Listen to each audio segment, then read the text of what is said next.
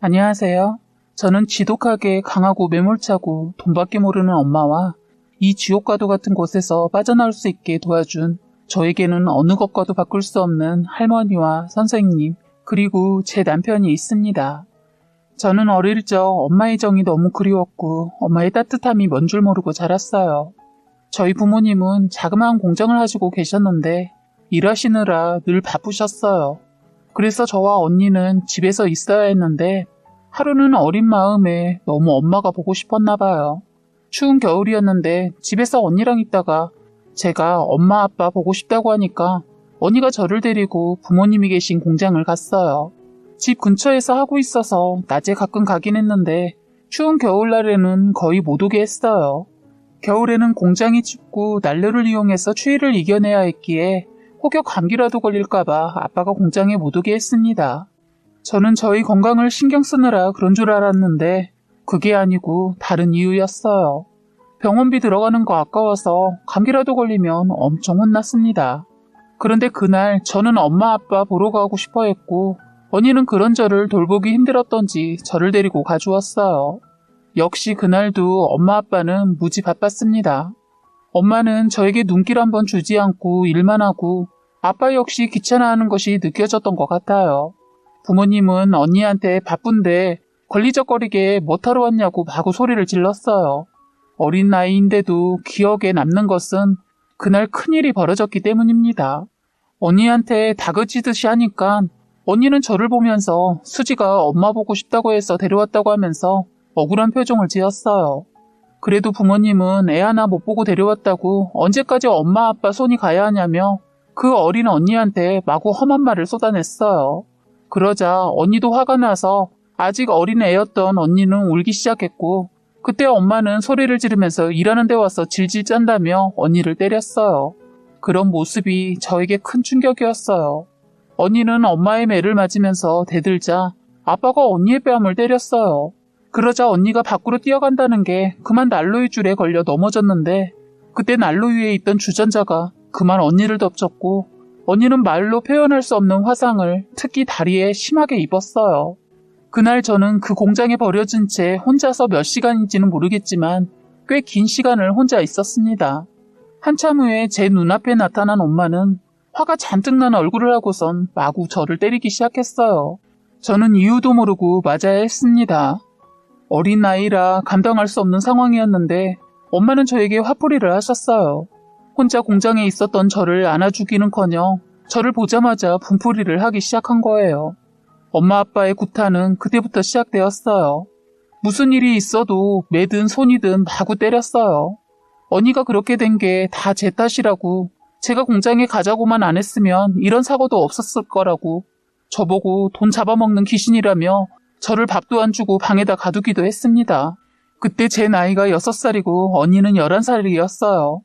엄마는 술 한 잔 먹으면 그 어린 저에게 심한 욕설과 매질을 했습니다.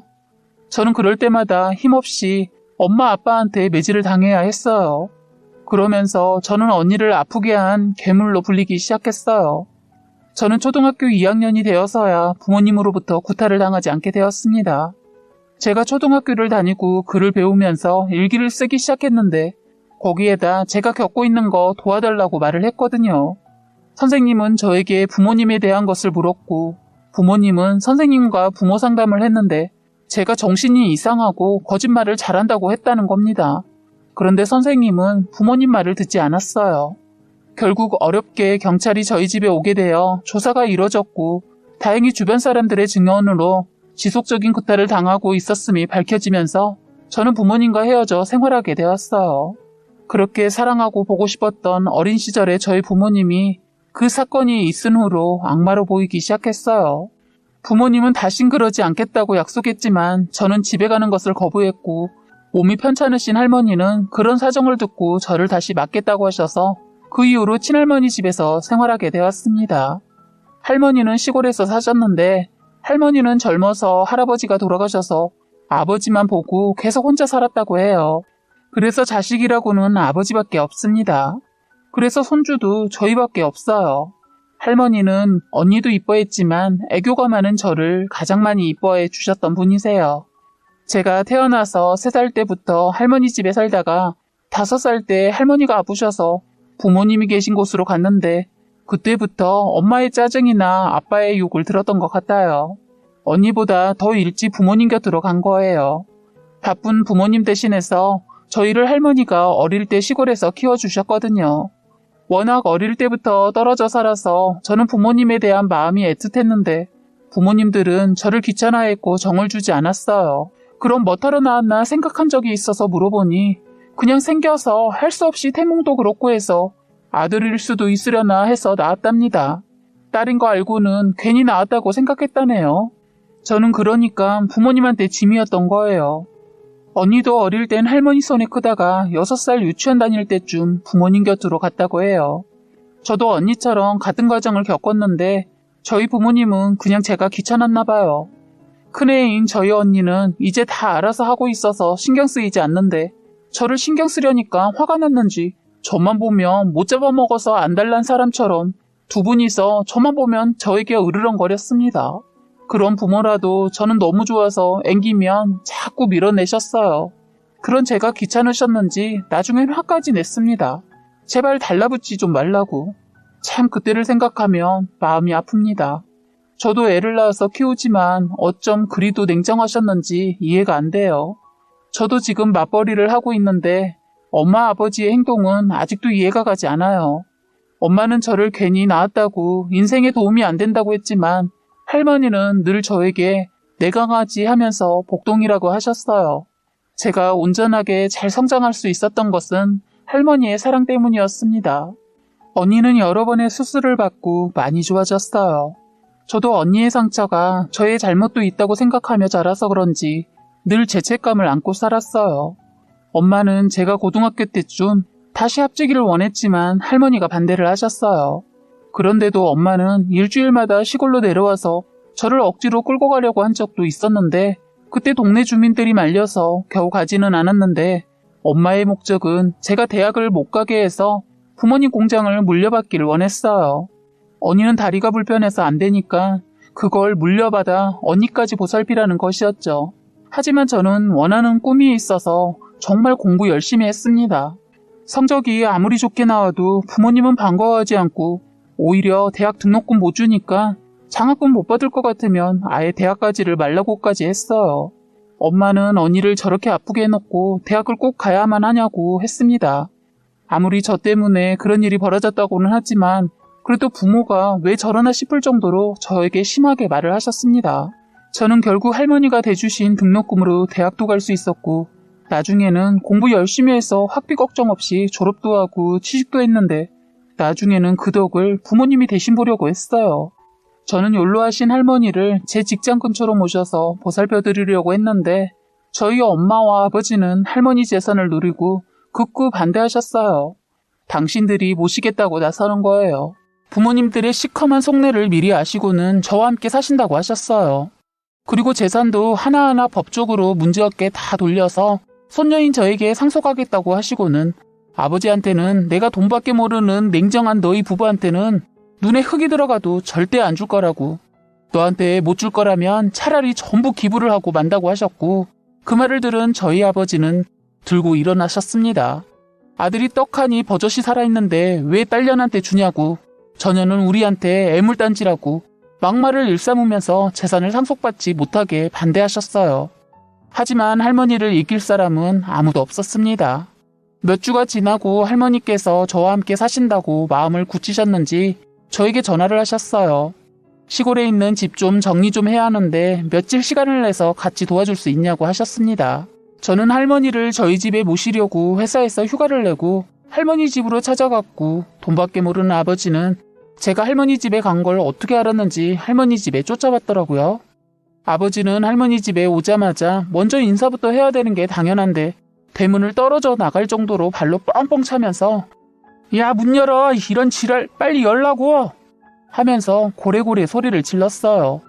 할머니께서는 동네 창피하다고 처음엔 잘 타이르면서 말했는데 더 고함을 치길래 할머니께서는 문을 열었어요. 저도 함께 있었는데 저를 보더니 아니라 다를까 욕부터 하더라고요.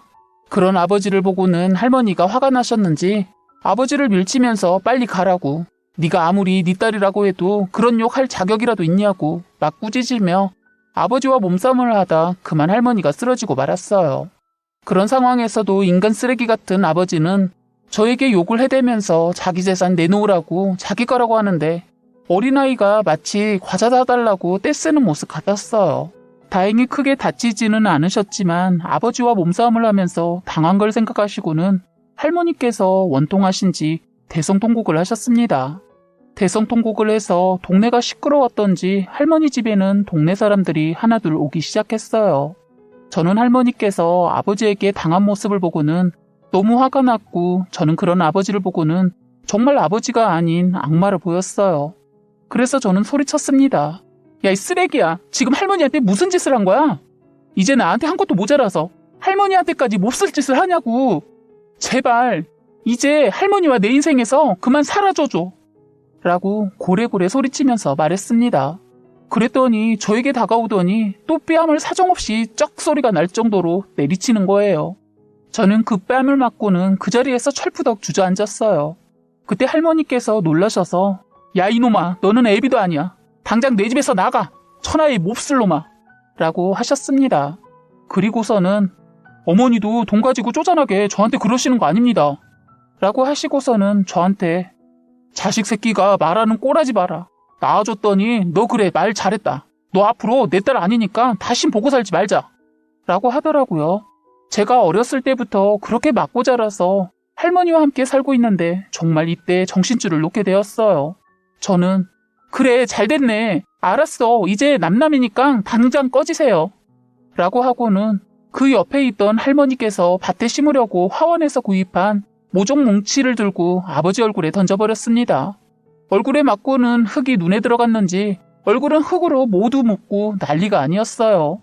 노발대발 거리면서 또 저를 때리려고 하더라고요. 저희 할머니 집은 1층 단독주택이고 미닫이 문으로 되어 있는 현관이라 동네 사람들이 지금까지 있던 일을 모두 봤고 제가 위험해질 것 같으니 이봐요. 당신 그만하세요. 지금 어머니 집에 와서 무슨 행패입니까? 라고 하고서는 옆에 사시는 아저씨께서 바로 달려오셔서 아버지의 손을 잡으시고는 마당으로 끌고 나가셨어요. 저는 큰 싸움이 날 것 같아서 걱정했지만 그 아저씨 외모가 덩치가 상당히 크고 키는 190cm 정도의 소 도둑놈처럼 우락부락 생기셔서 아버지는 겁을 먹었던 모양이더라고요. 아버지는 아이씨 아프다고 아프니까 알았으니까 손 놔요. 그런데 누군데 아무 허락 없이 들어와요. 경찰에 신고하기 전에 당장 나가요. 라고 하더라고요.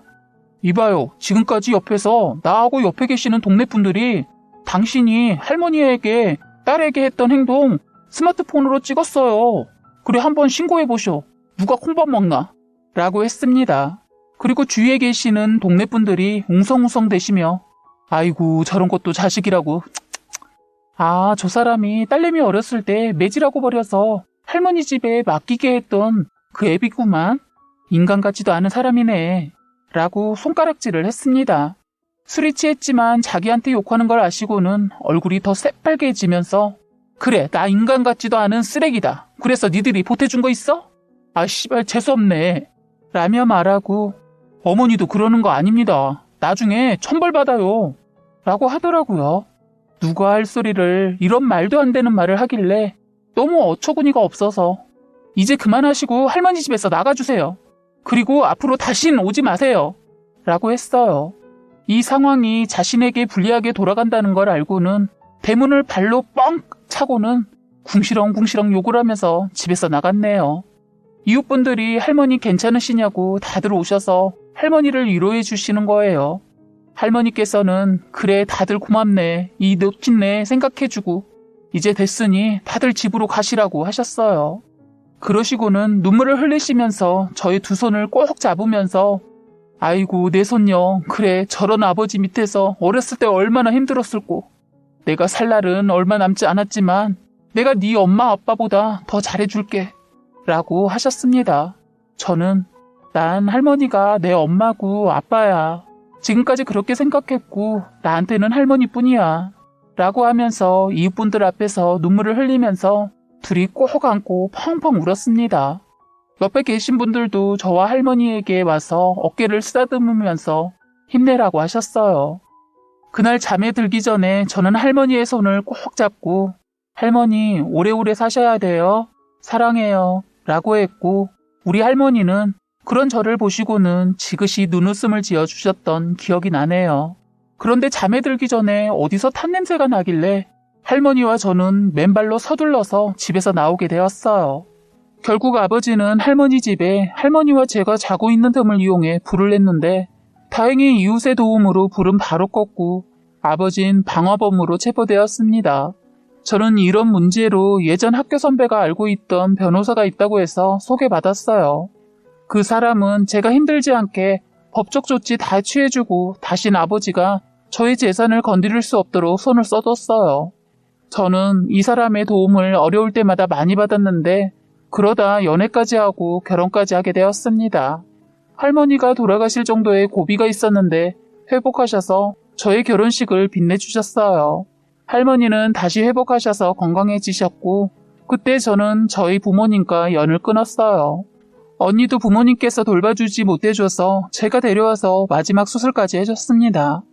다행히 경과가 좋아졌는데 얼마 전에 연애도 시작해서 결혼까지 할 것 같아요.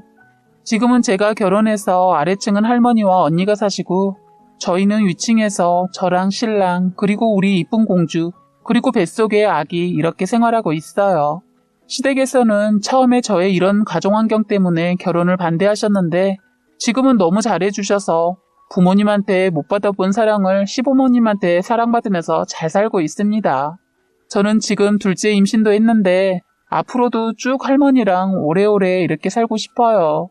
참 저희 부모님은 두 분 다 공장 문 닫고 아버진 술에 쪄들어 살고 엄마는 그 많은 돈 뭐 하려고 안 쓰시고 계속 일 다니세요.